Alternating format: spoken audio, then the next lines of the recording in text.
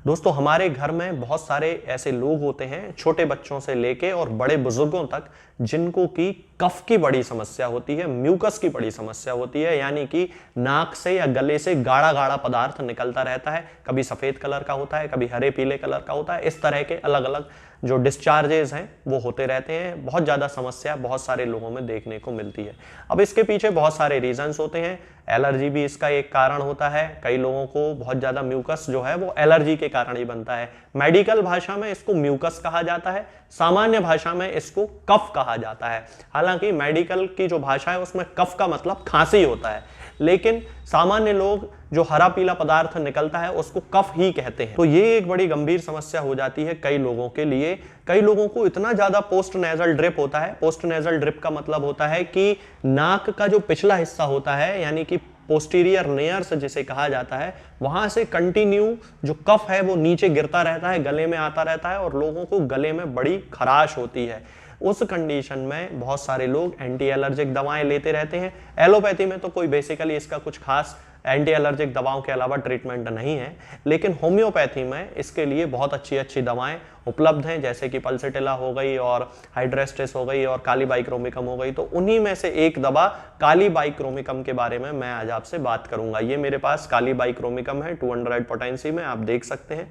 तो इस दवा के बारे में मैं आज आपसे बात करने वाला हूं कि काली बाइक्रोमिकम का यूज हम कफ को ठीक करने में कैसे कर सकते हैं। तो बेसिकली जो काली बाइक्रोमिकम का जो कफ होता है वो हरे पीले कलर का होता है। पीलापन उसमें ज्यादा रहता है, हरापन उसमें थोड़ा सा कम रहता है। अब वो जो पीलापन लिए हुए जो कफ होता है, जो म्यूकस होता है, वो बच्चों की नाक से ज्यादातर गिरता है और बड़े लोगों के गले में पीछे जाता है पोस्टीरियर नेयर्स से, जिसे कि पोस्टीरियर नेजल ड्रिप या पोस्ट नेजल ड्रिप कहा जाता है। तो ये जो समस्या होती है पोस्ट नेजल ड्रिप की, और नाक से बहुत ज्यादा सर्दी, जब बच्चों को सर्दी पुरानी हो जाती है, पक जाती है, जैसे कहते हैं कि सर्दी अब पक गई है, तब उस कंडीशन में हरे पीले कलर का नाक से जो है वो स्राव निकलता रहता है, डिस्चार्ज निकलता रहता है। उस कंडीशन में काली बाइक्रोमिकम बहुत अच्छा काम करती है। काली बाइक्रोमिकम का एक और खास सिम्टम होता है कि उसका जो म्यूकस होता है, उसका जो कफ होता है, वो स्ट्रिंजी होता है और ऐसे खिंचता चला जाता है, ऐसे लंबा सा खिंचता चला जाएगा। बच्चों को देखना आप, मैं प्रैक्टिकल बात कर रहा हूं कि बच्चों को आप देखोगे कई बार वो ऐसे नाक से खींचते रहते हैं तो ऐसा खिंच जाता है। ये काली बाइक्रोमिकम का बड़ा खास सिम्टम होता है।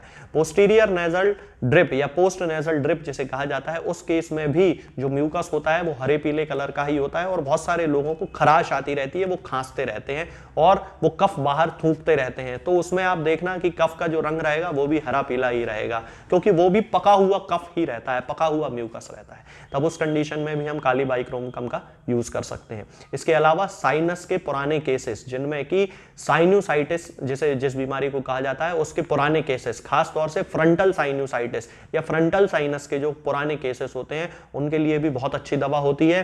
काली बाइक्रोमिकम के जो पेशेंट होते हैं उनको यहाँ पे रूट ऑफ द नोज पे, यहाँ पे उनको दर्द की बहुत ज्यादा शिकायत होती है और बहुत ही ज्यादा तकलीफ होती है उनको। यही जो दर्द होता है वो फिर धीरे धीरे या तो लेफ्ट साइड में आ जाता है या राइट साइड में आ जाता है, मतलब या इस तरफ चला जाएगा या इस तरफ चला जाएगा, तो दोनों में से किसी भी तरफ। अब वो जो दर्द होगा वो आंख में भी दर्द होने लगता है। इन सारी कंडीशंस में, चाहे वो आपका क्रॉनिक साइनोसाइटिस हो, चाहे वो आपका पोस्टीरियर नेजल ड्रिप या पोस्ट नेजल ड्रिप हो, या फिर किसी बच्चे को सर्दी जुकाम बहुत पुराना हो गया हो और हरे पीले कलर का नाक से गाढ़ा गाढ़ा डिस्चार्ज हो रहा हो, खांसी में जो बलगम निकल रहा हो वो बलगम हरे पीले कलर का हो। होम्योपैथी में या मेडिकल भाषा में कफ का मतलब होता है खांसी, लेकिन जनरल जो आप लोग बोलते हैं वो कफ मतलब होता है बलगम। तो बलगम की समस्या के लिए होम्योपैथी में काली बाइक्रोमिकम बहुत ही अच्छी मेडिसिन है। इसके साथ में हाइड्रेस्टिस कैनाडेंसिस भी यूज की जाती है, लेकिन उसके जो सिम्टम्स होते हैं वो अलग होते हैं।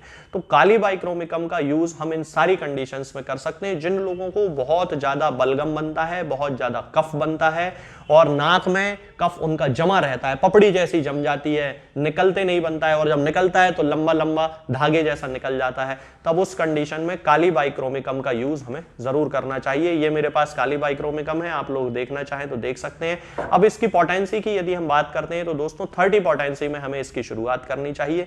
और काली बाइक्रोमिकम की 30 पोटेंसी की 2 बूंद सुबह, 2 बूंद दोपहर में और 2 बूंद शाम को पहले 8 दिन तक ले लें, उसके बाद अगले 15 दिन के लिए इसकी 30 पोटेंसी की 2 बूंद सुबह और 2 बूंद शाम को लेना शुरू कर दें।